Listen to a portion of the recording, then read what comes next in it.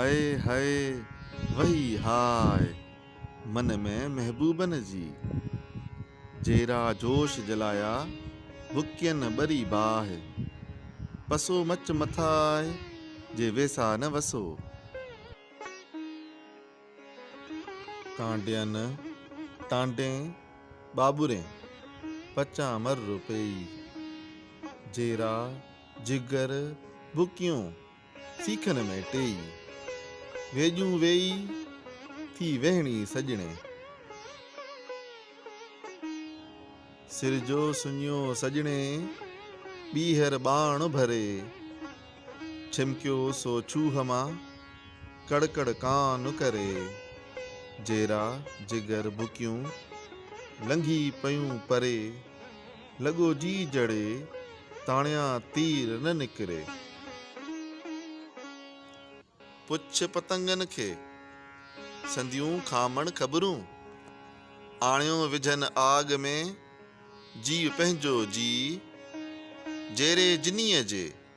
लॻा नेज़ा नींहं जा पतंग चाई पाण खे त अची आग उझाए पचण घणा पचाया तूं पचण खे पचाए वाक़ुफ़ थी विसाए आग न ॾिजे आम खे पतंग चाई पाण खे पसे मच ममोट सुहाई सुपरीअ जी घिड़त थिए घोट अञा तूं अरोट खोरीअ ख़बर न लही पतंगन पह कयो मिड़िया मथे मच पसी लहस न लचिया सड़िया मथे सच संदा गिचिए गच वेचारन विञाया जे ततो तन तनूर जीअं त छंडी साण छमाए आणे आग अदब जी ॿारी जान जलाए बुरका अंदर बाज़ियूं पंहिंजी सभु पचाए लुछण लऊं लतीफ़ चए पधर हॾ में पाए मतां लोक लिखाए वसालां विच पई अञा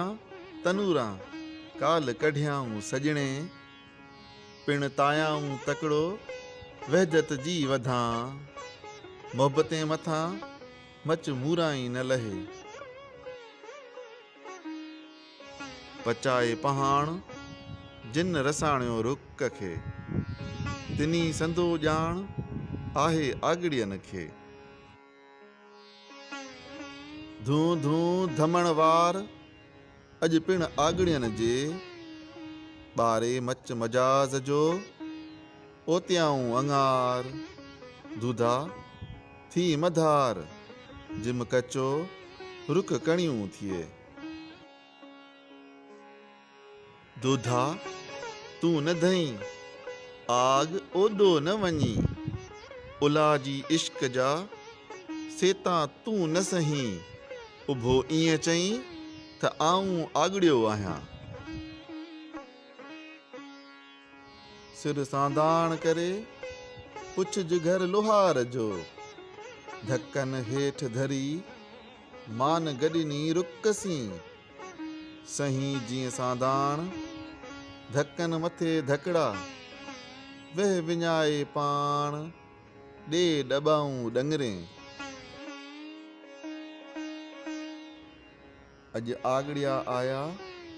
सूधा सिराणी प्यारे पाणी तेगूं कंदा तिखियूं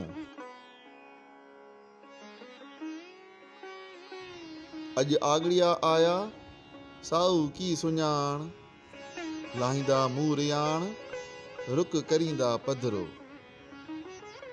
सुरहा ॾिठम सीउ जिन साञा सराण सी तेग तिनीअ जीअ खे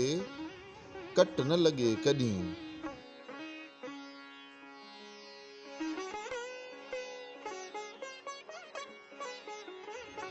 जीउ जियारियो